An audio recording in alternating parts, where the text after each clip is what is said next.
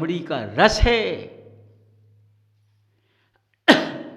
तुम देखना, जब ये बंद इस पे मलाई पड़ती है तो ये चिकनी चिकनी होती है। समझना, ये चिकनी चिकनी होती है। और नैनू दही से मिलता है, भाने से वो रवे का होता है, वो रवा आता है उसका, वो चिकनाहट नहीं आती उसमें, वो रस नहीं रहता है, चला जाता है, उड़ जाता है।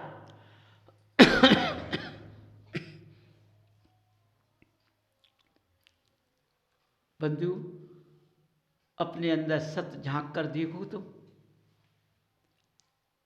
सही में मेरी बुद्धि सही है कि गलत है। आज देखो घरों घरों में मलाइयाँ पड़ी हुई हैं।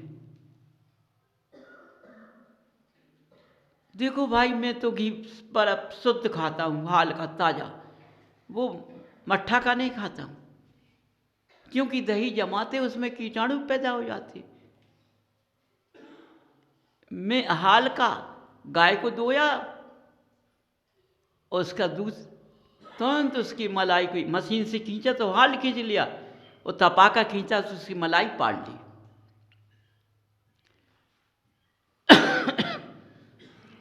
बंधु, कितने स्वाभिमान से खा रहे हो, कितने स्वाभिमान से खा रहे हो। खुशबू तक नहीं आती है उसकी, उस घिस की खुशबू तक नहीं आती है।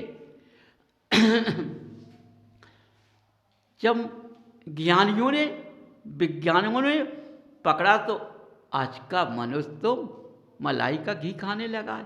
ये तो सबसे अच्छा रहा, इसमें कोई खुशबू नहीं होती। तो आज घी को बनाने लगा, उसमें कई यंत्र डालने लगा, खुशबू का भी डाल देता है। अब इतना घी कहाँ से आएगा? औषधि डाल दी, उससे बनकर बड़ा तैयार हो गया। देखो घी, देखो ये कितनी खुशबू है। हाँ, अच्छा है घी, बहुत अच्छा है। यदि पिघल जाए तो जमता नहीं है, और जम जाए तो पिघलता नहीं है।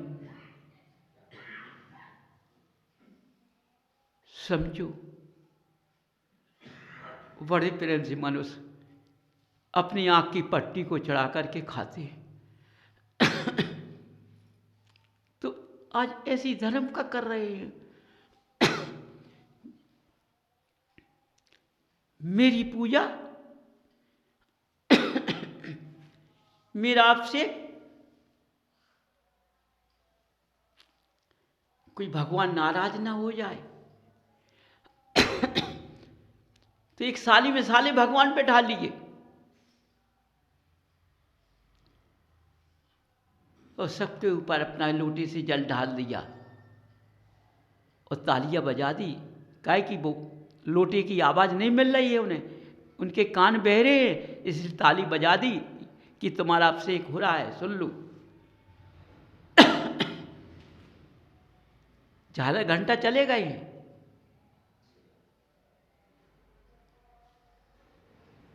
समझो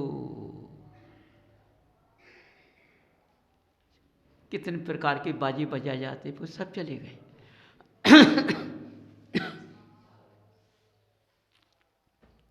तालिया का बाजा आ गया, उन्हीं के ऊपर बजाते हैं जिससे उनके कान खड़े हो जाए। बंधु, ऐसा क्यों किया कि सारे भगवान इकट्ठे बैठा ले? इसलिए कि कोई भगवान मुझसे नाराज ना हो जाए, इसलिए एक थाली में सारे भगवान बैठा लिए। बोलो, आज के भगवान, पहले के भगवान अवज्ञानी थे और आज के भगवान ज्ञानी हैं।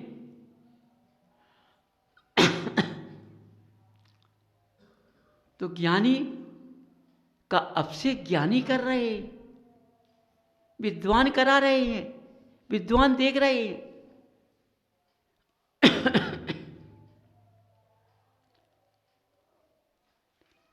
देखो ना, अंधकार में विद्वान को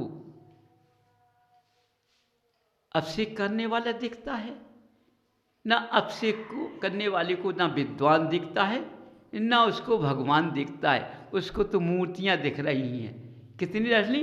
5, 7, 9।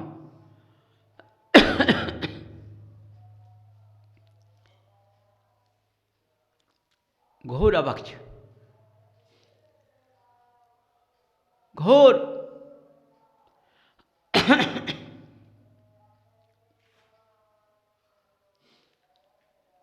बंधु, क्या बताऊं मैं। फिर उनकी शांति धारा कर दी और घोर हो गया। तो बंधु को समझो अपनी बात को। मैंने राय को धारण तो कर लिया, चाहे ऊपर को जाऊं चाहे मैं नीचे से को जाऊं, अंधकार दिखाई दे रहा है। ऊपर भी अंधकार दिखाई देता है, नीचे भी दिखाई देता है। माने जहां विद्वानों में जाओ तो वहां अंधकार, गृहस्थ में जाओ तो अंधकार। ये पंचम काल का प्रकोप चल रहा है। लेकिन धर्म अपनी जगह होता, धर्म कभी नहीं बदलता है, क्रिया कभी नहीं बदलती है। समझिए बंधु, तुमको मेरी बात अच्छी नहीं लग रही होगी।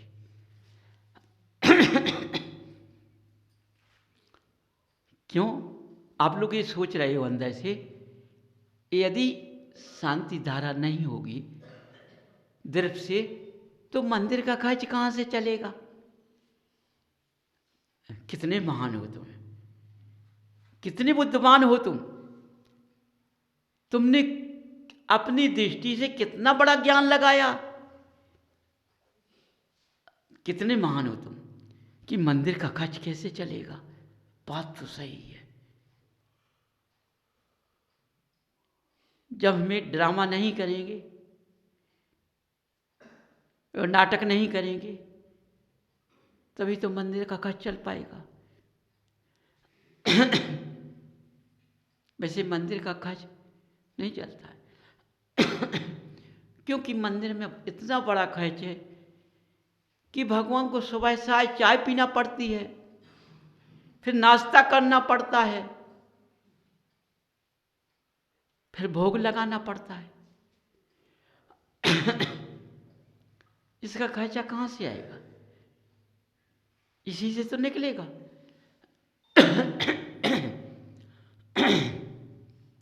तो बंधु को समझो, ये अलग बुद्धि की बात है। ये तुम्हारी अलग बुद्धि की बात है।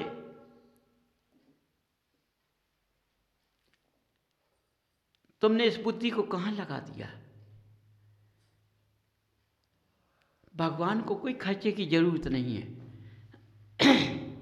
ना उन्हें चाय पीने की जरूरत है, ना उनको नाश्ता करने की जरूरत, ना उन्हें भोग की जरूरत है। ये तो तुम करते हो। देखो तो अपनी साधना में बैठे हुए, तुम मेरे कैसे बैठ जाओ आकर के? कुछ नहीं लगेगा, शरीर लगेगा, शरीर। शरीर लगेगा और शरीर को तपाना पड़ेगा। इसलिए इसके अंदर शरीर तपाने की सामर्थ्य नहीं है, इसलिए ये ड्रामा मैं करता हूं। समझो बंधुओं। लेकिन तप करने में, भक्ति करने में तुमको सब कुछ मिल सकता है, लेकिन इस ड्रामा में कुछ नहीं मिल सकता है। समझो बंधुओं, तुमने जो बोली लगाई, तुमने दान नहीं दिया है। तुम जो खर्च की बात कर रहे हो, तुमने दान नहीं दिया है।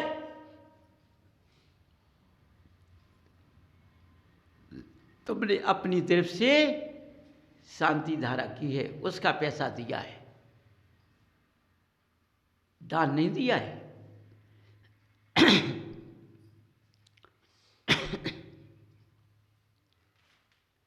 देखो, दान हाथ से दिया जाता है। दान के लिए जब हाथ उठता है, पहले मन की पवित्र आत्मा करना पड़ती है, पवित्रता को बनाना लाना पड़ता है। जब पवित्रता मेरे अंदर आ जाती तो दान का हाथ उठ जाता है, वो अंदर से दान निकल आता है। वो काम करता है। आप क्या कहते हो? बोली लगा ली, दान हो गया, दान हो गया। बंधुओं,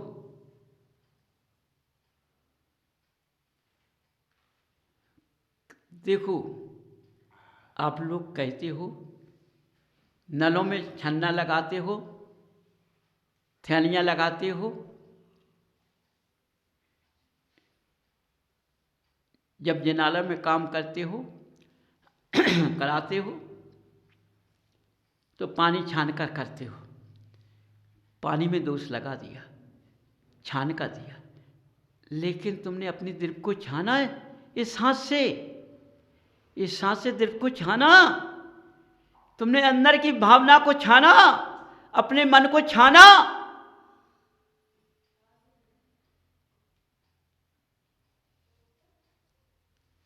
जो मन से दान करता है, अंदर की भावना से जो दान करता है,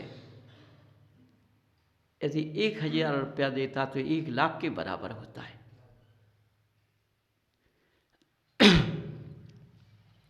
जो लाख में काम होता है वो हजारों में काम होगा। और जो बोली लगाकर जो तुमने काम किया है, दान लिया है, वो लाख की बोली को करोड़ की काम कर, करोड़ रुपया लग जाएगा, वो काम नहीं हो पाएगा। इसलिए बंधु, आज तुम्हारी बुद्धि कहाँ चली गई है? तुम्हारा ज्ञान बंधु कहाँ चला गया है? एक किसी आपत्ति में फंस गया है। सोचो ना। समझो, ये मेरा दिल कैसी थी, कहाँ स्थान पर चली गई? बोली में चली गई, हाथ से नहीं गई।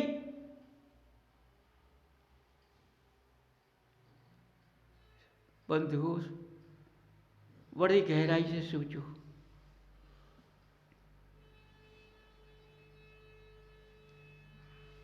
पहले मनुष्य दान देता था, गुप्त में देता था, कोई हमें देख ना ले। इतना दान देता था तो उसका भंडार खाली नहीं होता था।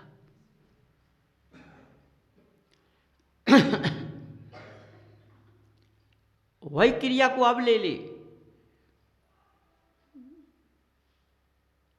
अपने मन से दान दे। मन के दान को गिराना नहीं चाहिए, उठाना चाहिए अंदर से। यदि मेरी 1000 की शक्ति है तो 1000 का काम करो, 100 रुपये का काम 500 का मत करो। क्यों? जो मन से भावना को बनाया है, इतनी तुम्हारी शक्ति है, उससे और अधिक बढ़ जाएगा। माने कुआं से पानी खींचोगे तो कुआं का पानी कभी खाली नहीं होता है। समझो,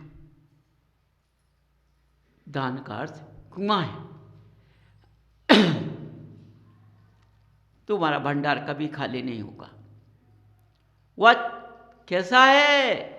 जैसे तुमने नल के अंदर पानी का छन्ना या थैली लगाई है, ऐसी ये तुम्हारी थैली लग चुकी है मन को, दिल को छानने के लिए।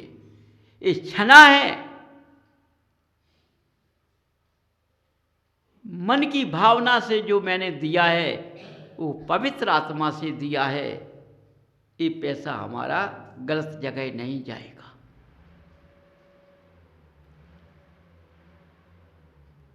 इसमें हमारा पुण्य का बंध बनेगा।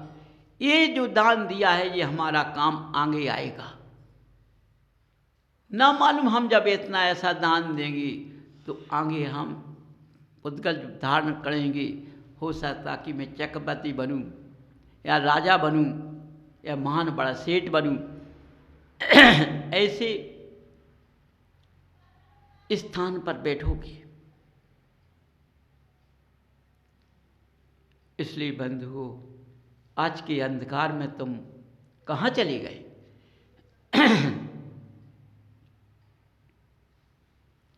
बोलो, आज के अंधकार में तूने भगवान का महत्व छोड़ दिया है।